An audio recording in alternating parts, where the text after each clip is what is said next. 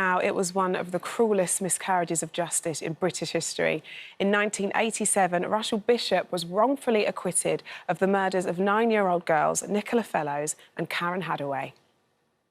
In October 1986, every parent's worst nightmare became a reality for the families of Nicola Fellows and Karen Hadaway. The girls were last seen playing near the Wild Park, a wooded area close to their Brighton estate. But after Karen didn't return home for dinner, her mum Michelle decided to report the girls missing. I thought my little one had gone up to her friend. And when she didn't come back about when it started getting dark, I phoned her friend and her friend's mum said she hasn't been up there. Right, and they're two 9-year-old girls? Two 9-year-olds. Scores of locals joined search parties to find them, including 20-year-old Russell Bishop, a petty criminal from the area. And after Karen and Nicola's bodies were tragically recovered from the woods the following day, police attention quickly turned to Bishop, with him later being charged with their murder. But following a series of blunders during the trial, Bishop was acquitted in just 129 minutes and walked free from court in 1987. Just 3 years later, Bishop was found guilty of the kidnap, indecent assault and attempted murder of a 7-year-old girl, and was sentenced to a minimum of 14 years in prison. While behind bars, investigators continue to look into the case of Karen and Nicola, with the girls' families fighting tirelessly for justice. But following a change in the law and advances in DNA testing, after 32 years of suffering, Bishop could finally be convicted of their murders. We're joined now by Karen Hadaway's mum, Michelle, alongside our criminologist, David Wilson. Good morning to you both. Good morning. Thank you so much for coming in to talk to us today. You've written this book. Has it helped? Do you think you get over this ordeal that hopefully nobody else has to ever go through? I don't think you ever get over the ordeal. No. But what it has done, it has helped me highlight the journal of how my life has been, and also since the girls went missing. And then after, when they were found, both families were left in limbo. We didn't really know what to do. We didn't know nothing about the law. We left it all up to the police. And then when the police said, we've got this man, we were quite happy of the fact that we were just waiting for him to go to court. And then the following year, he was arrested and charged with a double murder. And then the following year, he was brought to court. And like you say, he got found not guilty. I mean, as parents, that is a hell of a lot of waiting around that has to happen when you're talking about, you know, the most precious thing in the world to you, and that's your babies. Let's take it back, because shortly after the girls went missing, there was a huge search that was launched. Do you remember Bishop attending those? Not until the following day. As soon as the girls didn't come back for their tea, which was only a matter of half an hour, I went out to try to see whether she was playing with her friends, because her sister Lindsay was there as well. And Lindsay said, oh, the girls have run up the road. So immediately I went over to Nicola's mum, Sue, and we both started our search there and then. After trying to find them, we went everywhere, couldn't find them. Came back, phoned the police. Police said, oh, it's not really a lot that we can do at the moment. We will send somebody out. But it's a little bit early, you know. Not early for us. No, because you know. You know, because I knew that, you know, her dinner was cooking and she wouldn't have just gone off. Did you? Because, you know, as mums, we really have that gut instinct and everything sort of runs around those feelings that you feel in your tummy when it comes to your children. Did you instantly think, something's not right here? Yes, straight away, but you can't lose hope. You still got to go out there and search and hope that you're going to find them. I mean, that night I looked in some of the most silliest places. I thought, oh, maybe they thought that you know, because my husband wasn't there, maybe they thought he'd gone fishing, and maybe they'd made their way down to the seafront.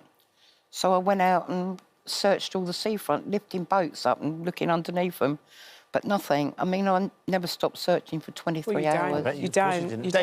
David, you're a criminologist. Bishop went and helped in the search and research. Is that a pattern that would be normal with somebody that had done something so atrocious? It's surprisingly common.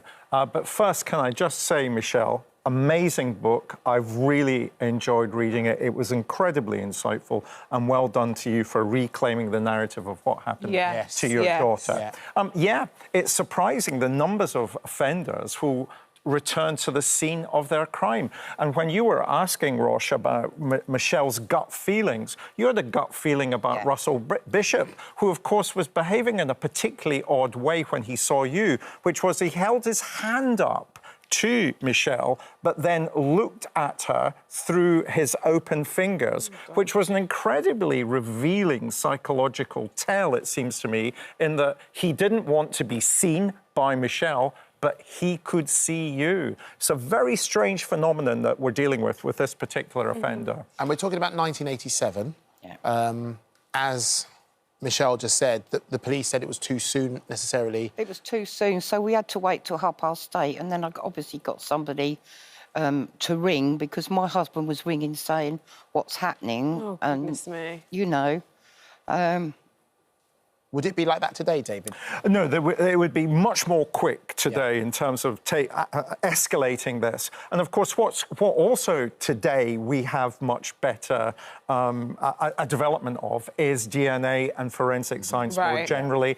And what creates the context here, Andy, for Bishop to be rearrested and retried is a change in the law, the double jeopardy law, which was the ancient legal principle that you couldn't be tried twice for a murder if you had first been arrested and acquitted at court for that murder. And that changes in 2005 as a result of the incoming Labour government deciding that that was no longer fair. And of course, that ancient principle changed, as you know, Michelle, because of another tireless campaigner, Anne Ming, to get justice for her daughter, Julie Hogg, and Stephen Lawrence, of course. So it goes to trial. He shockingly gets acquitted. But you had that feeling. Well, you just knew, I had the feeling right from the word go that it was him, because we knew him beforehand. And some of the things that he was doing in the 4 to 5 week previous to this happening was not normal. His behaviour wasn't normal. His appropriate manner that he was carrying on with the 15-year-old girl that he was seeing wasn't what we wanted for our children. And I know that Susan and Barry had actually spoken to him and said, look, we don't need this outside our house, you know, just go away. But they still kept coming back. So obviously, once this happened, the following day, he wanted to come and search with me. Oh, my God. Which is just... It's just shocking. Yeah, scary. It's harrowing, the whole... And, you know, and I'm sorry that you have to sit and watch these pictures, because I can only imagine what it's like constantly reliving the trauma. Yeah. I mean, it took 32 years to finally see him properly convicted of Karen's murder. I mean... Well, as I'll say, after he got found not guilty, Nicola's family, her uncles, Nigel, Kevin and Ian, they made it their job, so to speak, to go out and to search different places. They lobbied Parliament.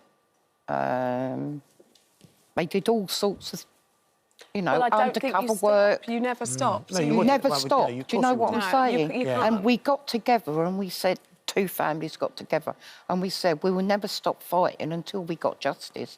But we just didn't expect it to be 32 years. Of course. I don't think anyone would ever expect that. Have you found some peace now? I think so, yeah. I think I have now. When we were at the Old Bailey, eventually, 5 big court cases I've been to in my life. When we was actually at the Old Bailey and the guilty verdict came in, I felt this tremendous pressure it's like leave a weight my lifted. body. Yeah, because I'd got to the point, I said to my daughter that morning, I don't know how much more I can take.